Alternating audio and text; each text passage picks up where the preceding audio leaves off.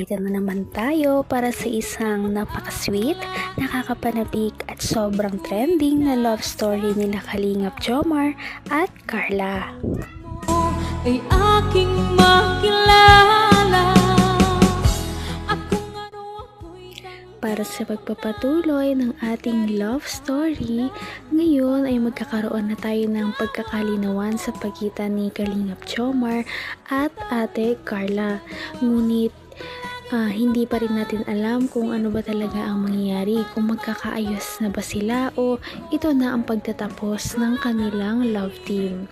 Dahil para sa mga hindi nagkakaalam, ay noong nakaraan ay nagkaroon sila ng hindi pagkakaintindihan dahil hindi na lamang siya kinakausap ni Ate Carla, at dahil doon ay hinagilap pa niya si Ate Carla sa kanilang school at pinuntahan sa kanilang bahay para lamang makausap kung bakit hindi na siya kinikibo ng dalaga ng ilang araw at hindi na siya chinachat.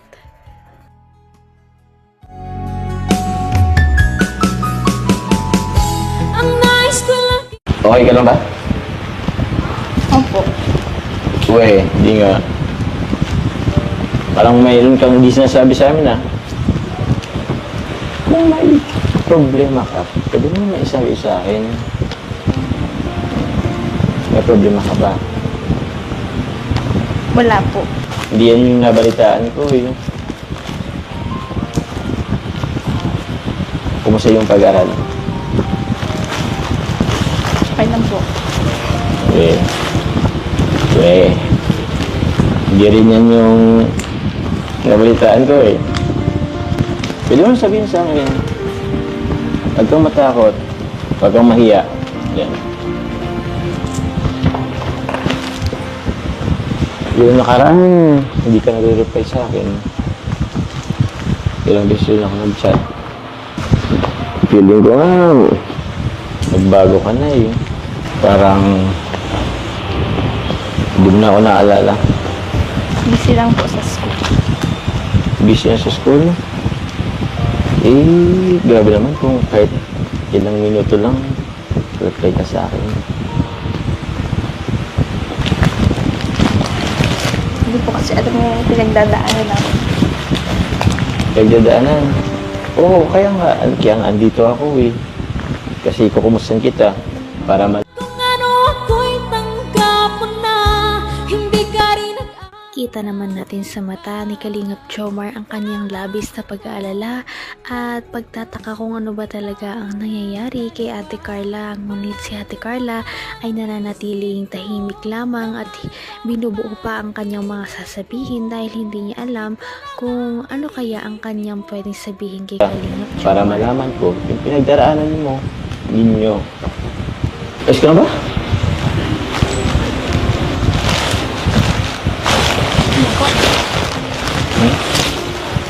po.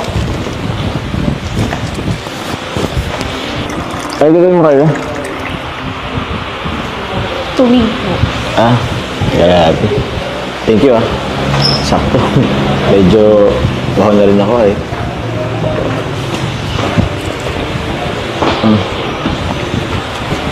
Thank you po palagi sa flowers po. Welcome. Masaya ka ba? Parang hindi ka naman masyadong pinigit ng flowers. Ano po pala yung sinabi ni Mama? Nagpinto siya kanina. Sabi niya kagabi, tumawag ka daw, umiyak ka. Tapos nabanggit niya na parang naisipan mong lumipat ng kurso. Yun, nabanggit ni Mama mo. Totoo ba yun? Alam mo, Carla, alam ko din naman sa'yo kung saan ka masaya, kung saan ka sa tingin mo mag-excel, yun yung sundon mo. Yun yung piliin mo. Alam ko, siguro may Naman ang bawat panaginip ko.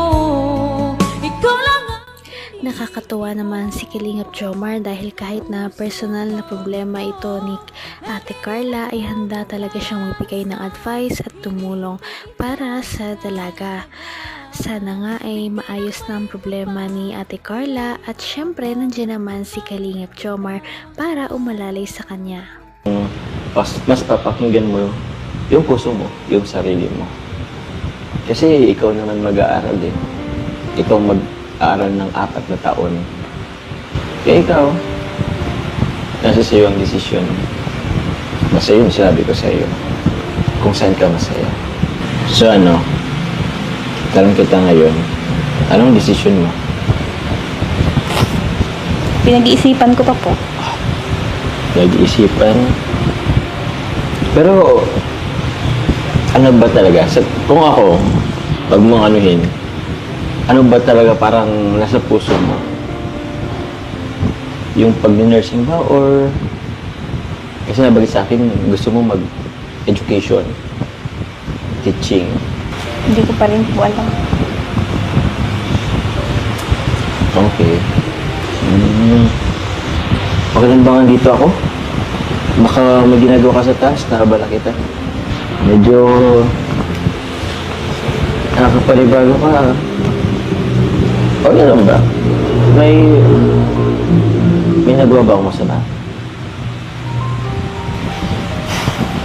Ano naman po? Ano naman?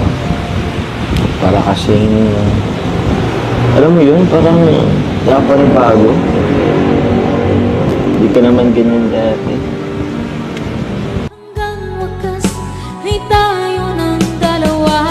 Palagi kang napanagin. Kahit na sinabi na ni Ate Carla ang kanyang problema, ay parang hindi pa rin mapakali si Kalingap Jomar dahil iniisip niya na baka may nagawa siyang mali kay Ate Carla. Ano kaya ang talagang problema nila na namamagitan sa kanilang dalawa? Sana talaga ay malutas na ito dahil marami ang nag-aabang sa mga mangyayari sa love team na ito. Okay ba tayo?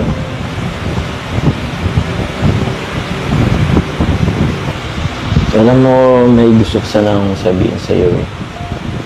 Pasensya na, late na pero andito pa rin ako. Yun nga, kasi meron kasi akong gusto kong sabihin sa'yo. Tawag niyan, actually nahiya kasi ako eh.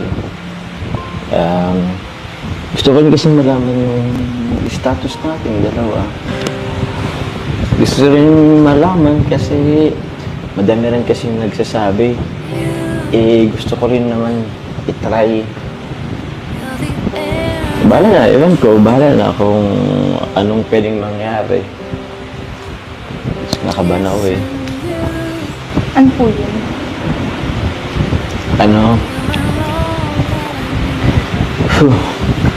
Kasi nga itong buwan ng August, kahapon actually,